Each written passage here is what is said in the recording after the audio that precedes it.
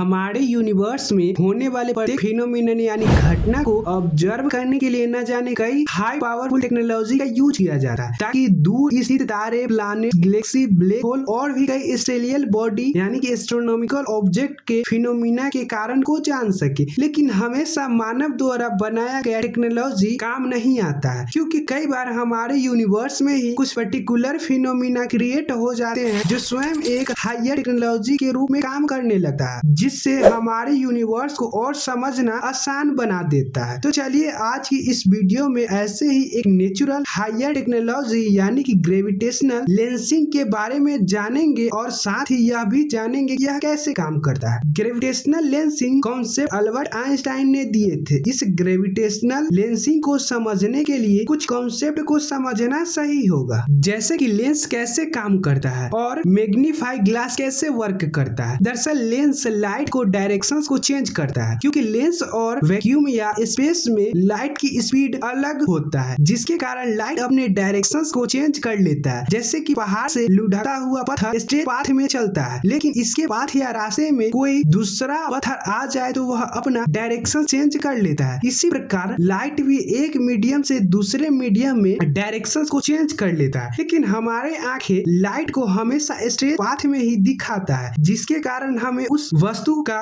Real image की वजह virtual image दिखता है। लेकिन ग्रेविटेशनल लेंसिंग मैग्नीफाई ग्लास की तरह काम करता है, तो उसे भी समझ लेते हैं। मैग्नीफाई ग्लास डेली लाइफ में कैसे काम करता है। हालांकि मैग्नीफाई ग्लास किसी भी ऑब्जेक्ट को बड़ा करके दिखाता है। जब लाइट मैग्नीफाई ग्लास से गुजरता है तो लाइट बीम किसी ऑब्जेक्ट पर मिलकर वापस रिफ्लेक्ट हो जाता है, जिससे कि दूर के ऑब्जेक्ट या वस्तु को भी हम सभी ओरिजिनल साइज से बड़ा देख सकते हैं। सेम ऐसे ही जब कोई ऑब्जेक्ट अपनी हाई मास के कारण स्पेस टाइम को मोड़ देता है यानी कि कर्व बना देता है, और यदि इससे कम मास वाले ऑब्जेक्ट कर्व के सेंटर में गिरने लगता है, क्योंकि स्पेस टाइम का शेप ही ऐसा हो जाता है जिससे कि हमें एक अट्रैक्शन का अनुभव होता है, उसे ही ग्रेविटेशनल फोर्स कहते हैं। जैसे कि टेम्पोलिन पर एक बॉलिंग बॉल रखने पर टेम्पोलिन के सीट को मास के कारण कर्व या मोड़ देता है, इसी प्रकार ग्रेविटेशनल लेंसिंग तब होता है जब कोई बड़ा ऑब्जेक्ट जैसे कि दो गैलेक्सी या ज्वाइंट बॉडी स्पेस को टेम्पोलिन की तरह मोड़ देता है, जिससे कि दूर के गैलेक्सी या किसी दूसरे सोर्स से निकला लाइट जब हमारे ओर ट्रेवल करता है तो किसी दूसरे ऑब्जेक्ट के स्पेस टाइम कर्व के कारण लाइट मुड़ जाता है। जैसे कि हमने आपको बताया था कि हमारा ब्रेन लाइट को स्ट्रेट पाथ में ही देखता है, जिसके कारण से दूर स्थित गैलेक्सी, स्टार या कोई दूसरे ज्वाइंट बॉडी एक वर्चुअल इमेज क्रिएट हो जाता है, जिसे हम देख पाते हैं। स्पेस टाइम कर्व के कारण इसे ग्रेविटेशनल लेंसिंग कहते हैं। लेकिन यदि यह थ्योरी सही है तो स्टार या गैलेक्सी हमें दिखना चाहिए था जो किसी ज्वाइंट बॉडी से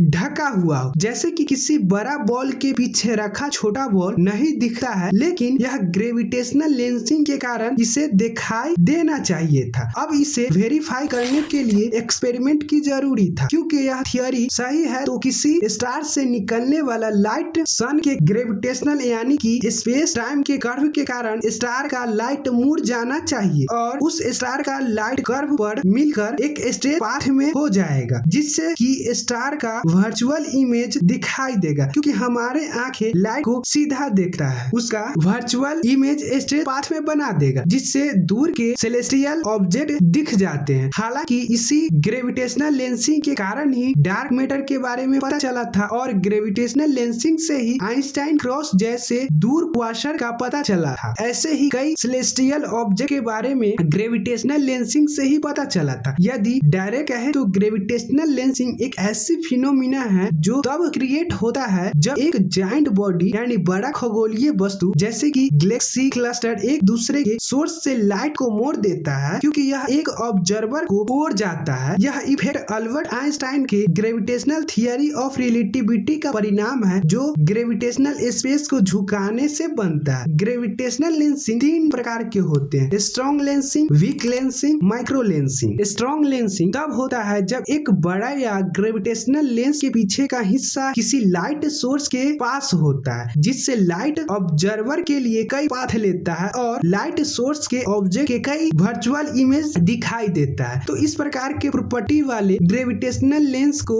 स्ट्रॉन्ग लेंसिंग कहते हैं। इसी लेंस उपयोग कर ज्यादातर गैलेक्सी की खोज के लिए किया जाता है। वीक लेंसिंग तब होता है जब ग्रेविटेशनल लेंस एक ही ऑब्जेक्ट बने इतना मजबूत नहीं होता है, लेकिन इसका पीछे का हिस्सा ऑब्जेक्ट को इमेज दिखाने के लिए मजबूत होता है। इसी लेंस का उपयोग से गैलेक्सी और डार्क मैटर की अलग अलग मैपिंग करने के लिए किया जाता है और माइक्रो लेंसिंग स्टार के ऑर्बिट्स करने वाले एक्सोप्लैनेट का पता लगाने के लिए किया जाता है। आज के लिए बस इतना ही। धन्यवाद।